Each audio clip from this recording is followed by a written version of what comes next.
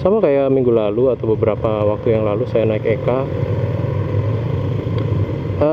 Sebenarnya bis Eka-nya sendiri sudah minta lajur ya dengan sen kanan, dan kebetulan kanannya juga kosong. Cuma ada satu oknum bikers ya, yang katanya touring, ya mainin lampu tambahannya itu dengan cara-cara yang bajingan menurut saya.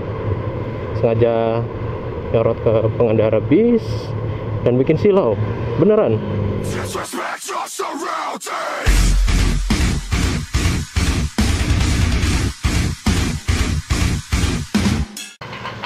Yo, kenapa gue jadi Fakri HP ya? Nah.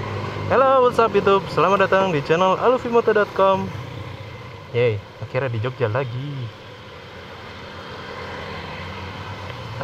Karena pulsar gue lagi trouble, jadi itu kalau masuk gear itu tetap netral.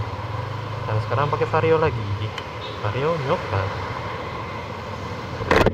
Oke, much better.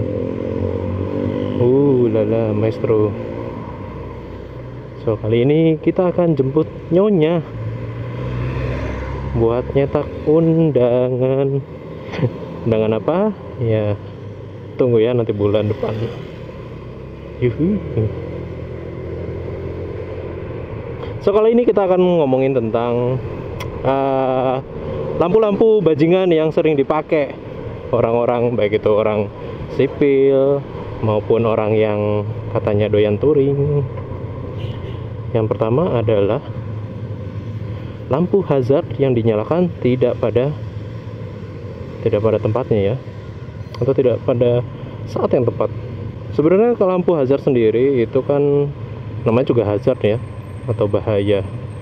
Itu lampu isyarat kepada pengendara yang lain untuk hati-hati, ini motor atau mobil gue lagi bermasalah.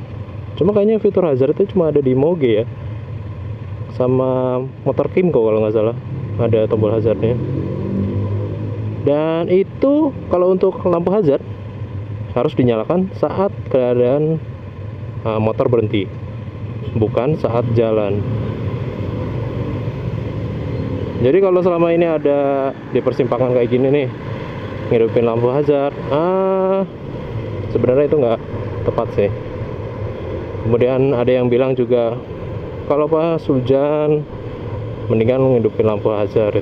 Itu juga sebenarnya nggak tepat juga. Soalnya kalau di luar negeri untuk kayak gitu bakalan bingungin pengendara yang ada di belakangnya. Itu satu tuh, salah kaprah. Yoy. Ups, sudah 2, 1. Time to break in. Ya.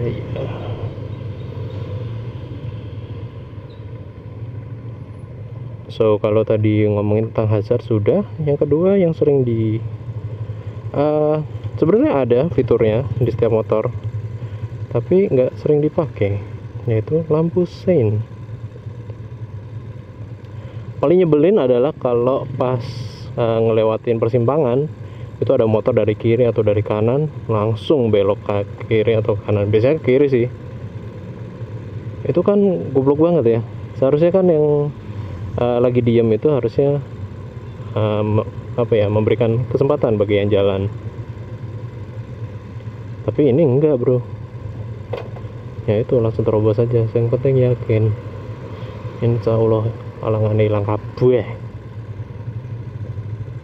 Ya, untuk etika penggunaan sen sendiri diusahakan sih 100 meter atau ya katakanlah 60 meter sebelum persimpangan itu baru dinyalain. Jangan jauh-jauh hari, jangan terlalu dekat juga. Soalnya kenapa? Untuk memberikan spare waktu bagi pengendara di sekelilingnya sih. Oke, hazard udah, terus lampu sen sudah. Nah, kalau yang ini giliran lampu-lampu anak touring yang sering dipakai. Agak ngebutan dikit. Saya trauma dengan orang-orang cewek yang naik motor.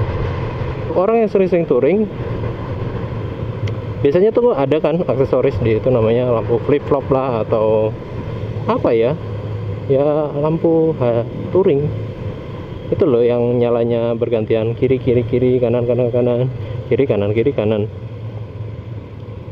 Ini tujuannya buat apa coba? It doesn't make sense, you know. Orang-orang bodoh aja yang pakai kayak gituan. Sebenarnya itu nggak berguna sama sekali. Yang satu useless, yang dua lu dibego-begoin sama orang-orang yang pernah menggunakan kayak gitu untuk katanya touring, tapi itu sebenarnya nggak fungsional. Malah bingung, ini mau belok kiri atau mau belok kanan. Kemudian kalau untuk lampu-lampu lain, kalau ini sih saya seringnya ketemu di pinggiran jalan ya, pedesaan. Nggak juga sih, di kotaan juga banyak. Jadi sering merubah warna isyarat lampu. Yang semula lampu depan yang seharusnya warnanya putih, kalau yang pakai LED maupun yang bohlam warnanya kekuningan, itu malah diganti merah. Sedangkan yang di belakangnya lampu belakang merah, tapi malah diganti lampunya putih, atau dicopot mikanya, atau diganti mika yang bening yang jadi warna putih. Padahal untuk berkendara sendiri kan dalam ujian praktek, ujian tertulis ngambil SIM kan udah ada. Untuk lampu merah itu isyarat berhenti, lampu kuning untuk isyarat belok atau bahaya, you know. Kemudian kalau di APIL sendiri, alat pengatur isyarat lalu lintas, merah berhenti, kuning hati-hati, kiri kalau hijau jalan. So, the last adalah masih tentang touring. Biasanya sih kalau ada orang touring itu kan pakai lampu-lampu tambahan ya, baik itu fog lamp maupun auxiliary lamp.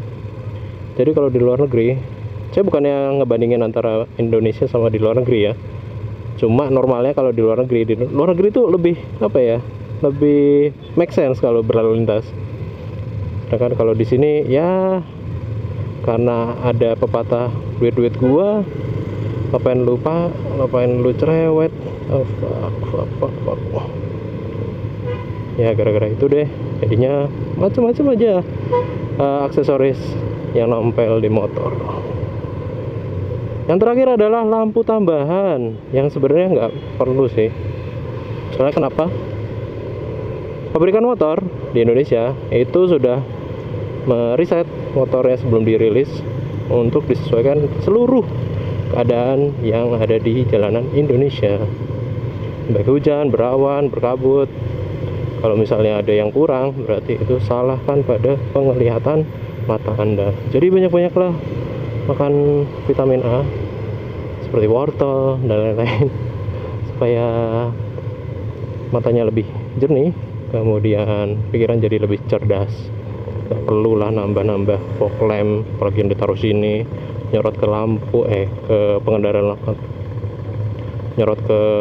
orang lain, nyorot ke pengendara lain. Gak perlu lah ya. Kalaupun perlu untuk pasang gitu, sesuaikan lah. Harusnya nyorotnya ke bawah, ke jalanan, biar kelihatan jalanannya, bukan buat kayak intimidasi malah. Sama kayak minggu lalu atau beberapa waktu yang lalu saya naik Eka. Sebenarnya bis Eka-nya sendiri sudah minta lajur ya dengan sen kanan, dan kebetulan kanannya juga kosong. Cuma ada satu oknum bikers ya, you know, yang katanya touring ya, mainin lampu tambahannya itu dengan cara-cara yang bajingan menurut saya. Sengaja nyorot ke pengendara bis dan bikin silau beneran. So mungkin itu aja opini saya tentang lampu-lampu yang digunakan di Indonesia dan berbagai kesalahpahamannya.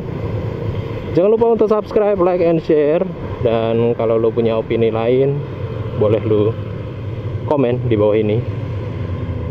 Oke, I think I'm out and sayonara, bye bye.